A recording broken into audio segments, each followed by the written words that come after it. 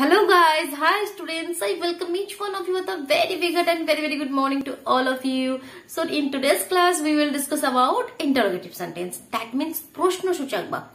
ইংরেজিতে আমরা প্রশ্ন কিভাবে করব, কোয়েশ্চেন কিভাবে করব, এই ধরনের সেন্টেন্স বলার জন্য যে স্ট্রাকচারটা হবে সেটাই বা কি হবে সেগুলো আমরা আজকে ডিটেইলস জানবো। আবার জানো কি প্রশ্নসূচক বাক্য কিন্তু দু ধরনের হয়, সেগুলো কি টাইপস গুলো কি সেগুলো আমরা ক্লিয়ার করব। তো সবার প্রথমে বলি দেখো প্রশ্নসূচক বাক্য দ্যাট মিন্স ইন্টারোগেটিভ সেন্টেন্স লেখার জন্য কিন্তু তোমাদের একটু অক্সিলারি ভার্ব আর WH ওয়ার্ড সম্বন্ধে জানতে হবে। তো এগুলো তোমরা আশা করি জানো, তাও আমি একটু বলে দিচ্ছি। অক্সিলারি ভার্ব দ্যাট মিন্স যেগুলো আমাদের বি ভার্ব হয়, মডেল ভার্ব হয় সেগুলো। তো বি ভার্বের মধ্যে আমাদের কি কি পড়ে? Am, is, are, have, has, was, were, do, does, did এগুলি। আর মডেল ভার্ব তো তোমরা জানো, can, could, may, might, will, would এগুলো আমাদের মডেল ভার্ব। মডেল ভার্বের ডিটেলস যদি ভিডিও চাই তাহলে তোমরা চ্যানেলে ভিজিট করে ইংলিশ গ্রামার বলে যে প্লেলিস্টটি আছে সেটি চেক করো, অথবা এই ভিডিও ডেসক্রিপশন বক্সের লিংক দিয়ে দেবো, সেখান থেকে ডিটেলসে যারা জানতে চাও তারা জানতে পারো। তো এখানে শুধু আমি যে জিনিসগুলো দরকার সেটুকুনি বলছি। তো অক্সিলারি ভার্বের সম্বন্ধে তোমাদের জানতে হবে। আর নেক্সট হচ্ছে WH ওয়ার্ড। মানে WH ওয়ার্ড কি কোনগুলো?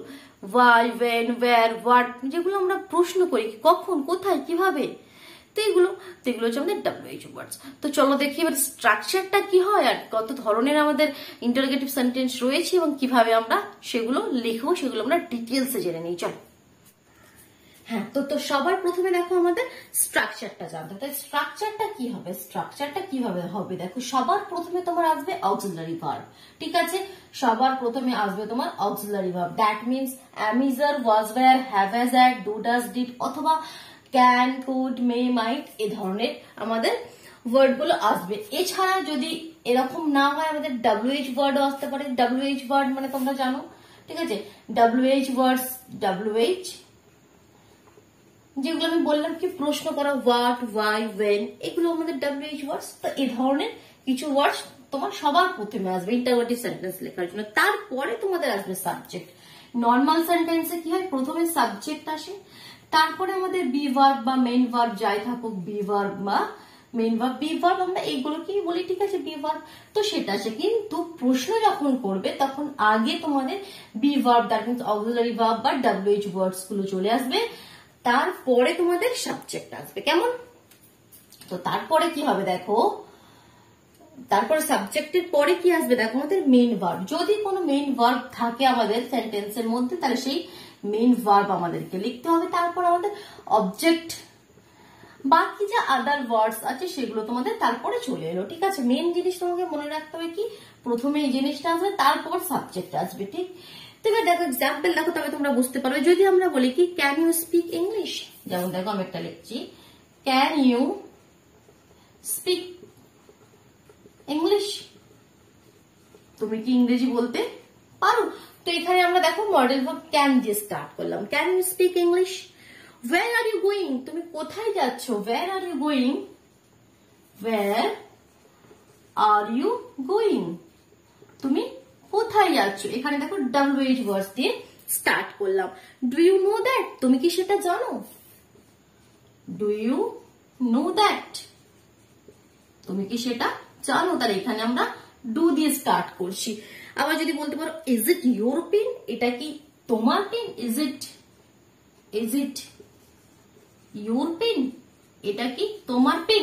দেখো যতগুলো এক্সাম্পল এখানে রয়েছে সবের দেখো প্রথমে এখানে দেখো এখানে মডেল ভার্ব রয়েছে, এখানে বি ভার্ব রয়েছে, এখানে বি ভার্ব রয়েছে, এখানে WH ওয়ার্ডস রয়েছে, এগুলো দিয়ে স্টার্ট, তারপরে আমাদের সাবজেক্ট আসবে, তারপরে বাকি জিনিসগুলো রয়েছে, ঠিক? এটা আমাদের ফরম্যাট। এবার দেখো একটা জিনিস এখানে ক্লিয়ার করি। এবার তোমরা বুঝবে কিভাবে কি কখন WH ওয়ার্ড দিয়ে স্টার্ট হবে বা কখন আমাদের অক্সিলারি ভার্ব দিয়ে স্টার্ট হবে। আচ্ছা একটা জিনিস তোমরা কি জানো, আমরা যখন প্রশ্ন করি তো সেই প্রশ্নের ক্ষেত্রে দু ধরনের ব্যাপার আছে। একটা প্রশ্নের উত্তর আমরা হ্যাঁ অথবা না দিয়ে পাই, যেটার উত্তর হ্যাঁ অথবা না হবে, ঠিক আছে? তুমি কি আজ স্কুল যাবে, তো তুমি কি উত্তর দেবে? হ্যাঁ অথবা না, ঠিক আছে? যার অ্যান্সার গুলো তোমরা হ্যাঁ অথবা না, তাছাড়া কিন্তু কোনো অ্যান্সার নয়। বাট আমি যদি বলি কি তুমি আজ কোথায় গিয়েছিলে, তার উত্তর কি তুমি হ্যাঁ বা না দিয়ে বলতে পারবে না? সেখানে তো আর আমরা হ্যাঁ বা না দিয়ে বলতে পারছি না, তো সেখানে আমাদের কিছু একটা বলতে হবে। যেমন যদি বলি কি সে কি ভাত খাচ্ছে, মানে কি হ্যাঁ অথবা না দিয়ে বলবে এর অ্যান্সারটি। অথবা আমি যদি বলি রাম কি প্রতিদিন স্কুলে যায়, তার অ্যান্সারটি কি পাবে? হ্যাঁ অথবা না। তো আমাদের এর উপর ভিত্তি করে আমাদের যে ইন্টারোগেটিভ সেন্টেন্স সেটিকে দুটি পার্টে ভাগ করে নিলাম, যেখানে উত্তর আমরা দেখো আমি আলোচনা করছি। প্রথম পার্টটা হচ্ছে যেখানে আমরা অ্যান্সারটা হ্যাঁ অথবা না দিয়ে অ্যান্সার পাবো, ঠিক আছে। তো সেক্ষেত্রে আমরা আমাদের যে ইন্টারোগেটিভ সেন্টেন্স দ্যাট মিন্স প্রশ্নসূচক বাক্যগুলো রয়েছে সেগুলো অক্সিলারি ভার্ব দিয়ে স্টার্ট হবে, সেগুলো অক্সিলারি ভার্ব দিয়ে স্টার্ট হবে, ঠিক বোঝা গেল। সেখানে কিন্তু এই আমাদের এটা পুরোটা অক্সিলারি ভার্ব দিয়ে স্টার্ট হবে, সেখানে কিন্তু আমাদের এই যে জিনিসগুলো আমাদের WH ওয়ার্ড দিয়ে স্টার্ট হবে না। তাহলে প্রথমে অক্সিলারি ভার্ব, তারপরে যেমন সাবজেক্ট, তারপর তোমাদের মেইন ভার্ব থাকলে মেইন ভার্ব, তারপর তোমাদের অবজেক্ট, ঠিক আছে। এবার এক্সাম্পল দেখো, যখন তোমরা উত্তর হ্যাঁ বা না দিয়ে পাবে, যেমন আমি বলছিলাম কি সে কি ভাত খাচ্ছে বা সে কি ভাত খাইতেছে, এই কথাটা যদি আমরা বলি তো কি লিখবো কি, আচ্ছা সে কি ভাত খাচ্ছে বা সে কি ভাত খাইতেছে, এই সেন্টেন্সটা দেখে তোমরা কি বুঝতে পারছো টেন্সটা কি। টেন্সটাকে আমি লিখি একবার, সে কি ভাত খাচ্ছে, বা এটাকে আমরা বলতে পারি কি খাইতেছে, একটু সুন্দর ভাষায় আমরা কি বলি। তো তেছো থাকলে এটা কোন টেন্স তোমরা জানো, এখানে কিন্তু টেন্সের অল্প বিস্তর আইডিয়াটা থাকতে হবে। যদি বলো কি একদমই টেন্সের টি জানো না আর তোমরা ইন্টারোগেটিভ সেন্টেন্স তৈরি করবে, তাহলে একটু প্রবলেম হতে পারে, ঠিক আছে। তো টেন্সটা একটু জানাটা দরকার কিন্তু। তো টেন্সটা তোমরা জেনে নাও, দেখো এই ভিডিও ডেসক্রিপশন বক্সে লিংক দেওয়া আছে, তোমরা অবশ্যই টেন্সটা একটু জেনে নাও যারা একদমই জানো না। আর যারা অল্প বিস্তার জন্য তাদের কোনো চাপ নাই, তারা দেখতে থাকো।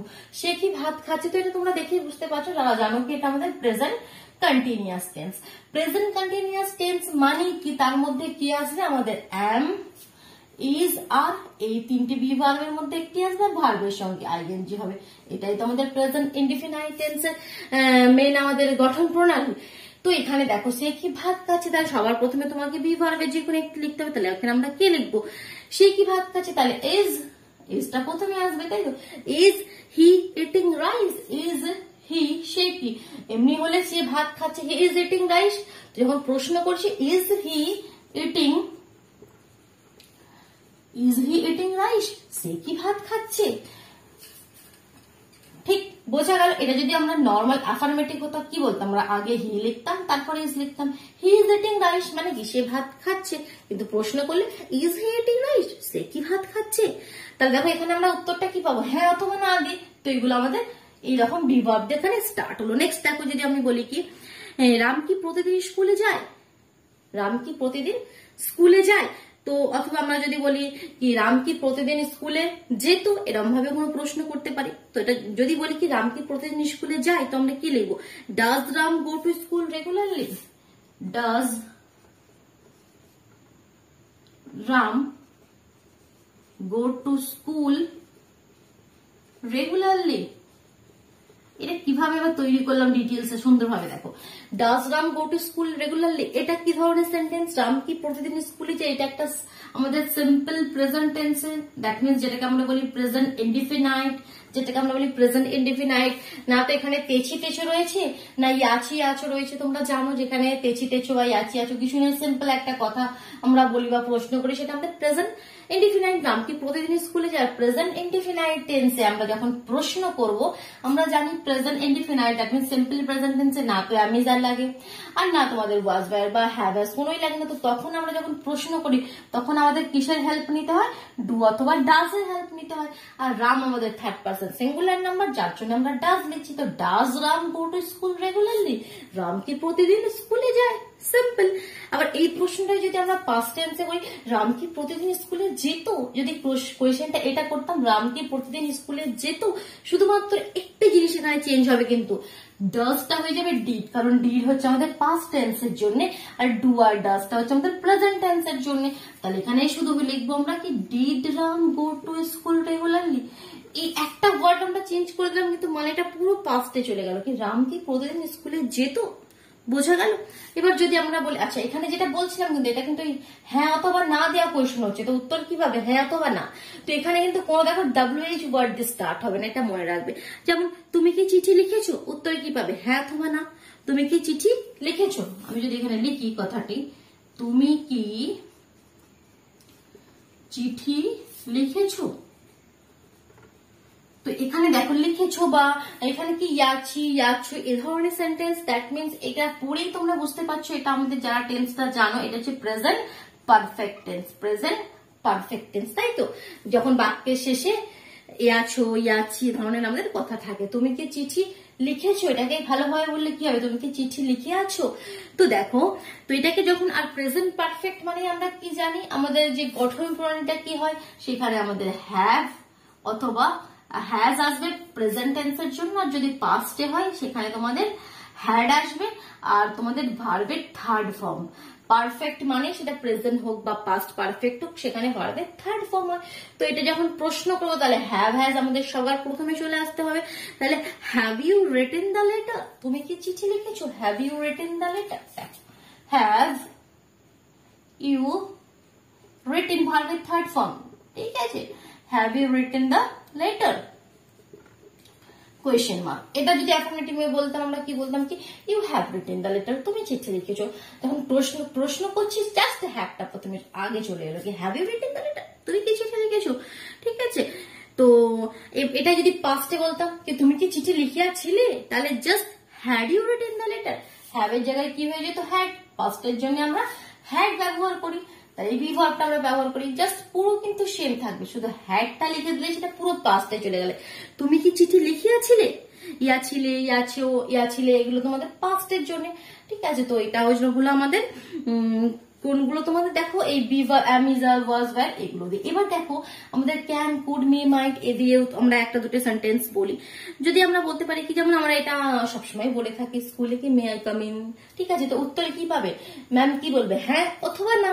তো হ্যাঁ বা অথবা না দিয়ে শুরু হচ্ছে, মানে অ্যান্সারটি পাচ্ছ। তো সেখানে আমাদের মডেল ভাব আমরা ব্যবহার করি may I come in, may I come in, ঠিক? অথবা আমরা যদি বলতে পারি কি, মনে করো can Ram open the door, Ram কি দরজাটি খুলতে পারবে, কোনো কিছু করতে পারবে। তো মডেল ভার্ব তো জানো তোমরা, ক্যান কোনো কিছু করতে পারবে বা পারবে না, সেক্ষেত্রে আমরা ক্যান ব্যবহার করে থাকি। তো মডেল ভার্বের অনেক কাছে, মডেল ভার্বটা না কিন্তু একটা খুব একটা ছোট টপিক না, এটা ডিটেলস যদি তোমরা জানতে চাও, সুন্দরভাবে জানতে পারো, এটা কিন্তু একটা বড় একটা টপিক, ঠিক আছে? প্রত্যেকটা আলাদা আলাদা ব্যবহার তোমরা জানতে পারো। এখানে আমি যেটুকুন দরকার সেটুকুন বলছি, আমরা এখানে ফোকাস করছি ইন্টারোগেটিভ সেন্টেন্সের ক্ষেত্রে, ঠিক আছে? তো আমরা যদি বলি কি রাম কি দরজাটি খুলতে পারবে, তো can Ram open the door, can Ram open the ডোর, ঠিক? এবার তোমরা নিজেরা কি প্রশ্ন করতে পারবে? আমি যদি একটা প্রশ্ন করি কি সে কি ব্যাংকে যাচ্ছে, মানে কি সে কি ব্যাংকে যাইতেছে, সে কি ব্যাংকে যাচ্ছে, এটা আমরা নর্মালি বলে থাকি, সেটাকে যদি একটু ভালোভাবে বলে থাকি শুদ্ধ ভাষায়, তো কি হবে সেটা, সে কি ব্যাংকে যাইতেছে। তো এটা যে আমাদের সেন্টেন্সটা হবে ইংলিশে, সেটা তোমরা করে কমেন্ট বক্সে জানাও, এটা তোমাদের কাজ, ঠিক আছে? সে কি ব্যাংকে যাইতেছে। আমি এবার নেক্সটটা ক্লিয়ার করছি। এটা তো যাদের উত্তর, যে সমস্ত সেন্টেন্সের উত্তর আমরা হ্যাঁ অথবা না দিয়ে পাবো তার, সেগুলো হলো। এবার যদি আমরা অ্যান্সার হ্যাঁ অথবা না দিয়ে পাই না, তখন আমরা কিভাবে করবো? এবার দেখো নেক্সট আপ, যদি আমি বলে থাকি কি তুমি কেন কাঁদছো, তুমি কেন কাঁদছো, ওয়াই আর ইউ ক্রাইং, আমি ইংলিশে কি লিখবো এটা প্রশ্নটা, ওয়াই আর ইউ ক্রাইং, তুমি কেন কাঁদছো, তাই? তাহলে এখানে দেখো তুমি কেন কাঁদছো, তার অ্যান্সারটা তোমরা হ্যাঁ অথবা না দিয়ে পাবে না, কি তার সঙ্গে কেউ বলে দেবে হ্যাঁ বা না, তাকে তো রিজনটা বলতে হবে কি তুমি কেন কাঁদছো। তো সেক্ষেত্রে দেখো তখন আর আমরা এই অক্সিলারি ভার্ব লিখবো না, তখন আমরা কি দিয়ে স্টার্ট করবো, আমাদের WH ওয়ার্ড দিয়ে। দেখো ওয়াই আর ইউ ক্রাইং। আচ্ছা, এটাকে যদি আমি প্রশ্নটাকে আমি যদি বলতাম কি তুমি কি কাঁদছো, তুমি কি কাঁদছো, তাহলে অ্যান্সারটা কি পেতে, হ্যাঁ অথবা না। তুমি কি কাঁদছো, তাহলে অ্যান্সারটা কি পেতে, হ্যাঁ অথবা না। তো তখন আমরা বলতে পারি দেখো আর ইউ ক্রাইং, তখন আর ওয়াইটা লিখবো না, ওয়াইটা লিখবো না, তুমি কি কাঁদছো, আর ইউ ক্রাইং। আর যদি বলি তুমি কেন কাঁদছো, জাস্ট ওয়াইটা তখন অ্যাড হয়ে যাবে, তখন আমাদের ওয়াই আর ইউ ক্রাইং। কত সিম্পল না, দেখো। তো যদি এভাবে বলি আমি কি তুমি কোন ধরনের গল্প শুনতে পছন্দ করো, তুমি কোন ধরনের গল্প শুনতে পছন্দ করো, তো এর উত্তরটি কি হ্যাঁ অথবা না দিয়ে পাবো না, তাকে ডিটেলস বলতে হবে। তো what kind of music do you want, বা তুমি কোন ধরনের গান শুনতে পছন্দ করো, বা তুমি কোন ধরনের গল্প শুনতে পছন্দ করো। তো what kind of music do you like, what kind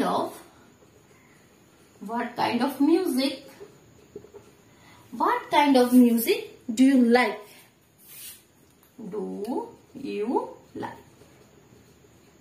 তাহলে এখানে দেখো ওয়ার্ড, একটা WH ওয়ার্ড দিয়ে স্টার্ট হলো। যদি আমি বলি কি কোন পেনটি তুমি চাও, তাহলে কোন পেনটি ইংলিশ কি which pen do you want, which pen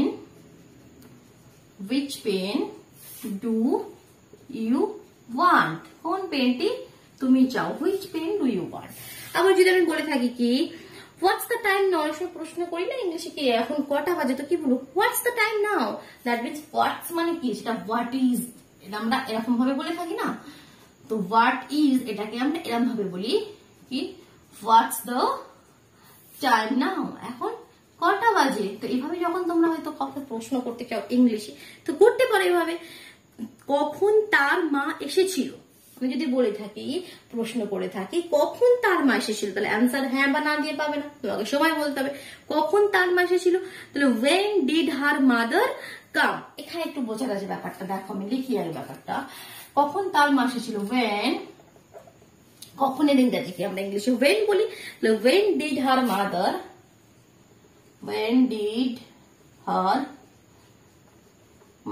come। তো এখানে আমি ডিড লিখলাম, আচ্ছা মানে টেন্সের ব্যবহারটা হচ্ছে, টেন্সের ব্যবহারটা বুঝতে পারছো কখন তার মা এসেছিল, দ্যাট মিনস এটা তোমাদের সিম্পল পাস্টের কথা বলছি না, কখন এসেছিল। আর পাস্টের ক্ষেত্রে সিম্পল পাস্টের ক্ষেত্রে তোমরা জানো কি না, তো তোমাদের এখানে হ্যাড হবে না, ওয়াজ ওয়্যার এগুলো কিছুই হয় না, তো সেক্ষেত্রে আমরা এই যেমন সিম্পল প্রেজেন্টে ডু ডাজ এর হেল্প নিয়ে প্রশ্ন করতে গেলে সিমিলারলি সিম্পল পাস্টে আমরা ডিড এর হেল্প নেব, তো যার জন্য আমি লিখলাম কি when did her mother come, তার মা কখন এসেছিল, তার মা কখন এসেছিল, ঠিক আছে। তো একটু টেন্সটা কিন্তু জানতে হবে।